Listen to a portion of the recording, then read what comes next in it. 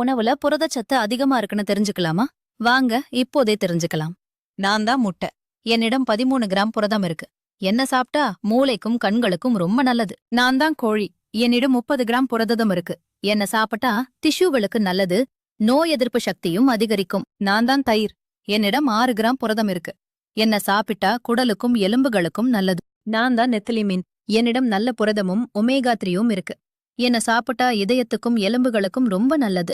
நான் தான் கொண்டை கடலை. என்னிடம் 20 கிராம் புரதம் இருக்கு. என்ன சாப்பிட்டா இதயத்துக்கும் இரத்த சர்க்கரை கட்டுப்பாட்டுக்கு நல்லது. நான் தான் பனீர். என்னிடம் 20 கிராம் புரதம் இருக்கு. என்ன சாப்பிட்டா தசைகளுக்கும் எலும்புகளுக்கும் ரொம்ப நல்லது. நான் தான் சோயா சங்க்ஸ். என்னிடம் 40 கிராம் புரதம் இருக்கு. என்ன சாப்பிட்டா கொலஸ்ட்ரால் கட்டுப்பாட்டுக்கும் எலும்பு பலத்துக்கும் நல்லது. நான் தான் பால். என்னிடம் 4 கிராம் புரதமும் கால்சியமும் இருக்கு. எண்ணெய் குடித்தா எலும்புகளுக்கும் நரம்பு அமைப்புக்கும் நல்லது. நான் தான் ஆட்டுக்கறி. என்னிடம் 25 கிராம் புரதம், இரும்புச்சத்து, ஜிங்க் நிறைய இருக்கு. என்ன சாப்பிட்டா ரத்தத்துக்கும் ஹார்மோன் சமநிலைக்கும் நல்லது. நான் தான் பச்சை பயிறு. என்னிடம் 25 கிராம் புரதம் இருக்கு. என்ன சாப்பிட்டா குடல் நலத்துக்கும் இதய ஆரோக்கியத்துக்கும் நல்லது. மறக்காம லைக் பண்ணி சப்ஸ்கிரைப் பண்ணுங்க.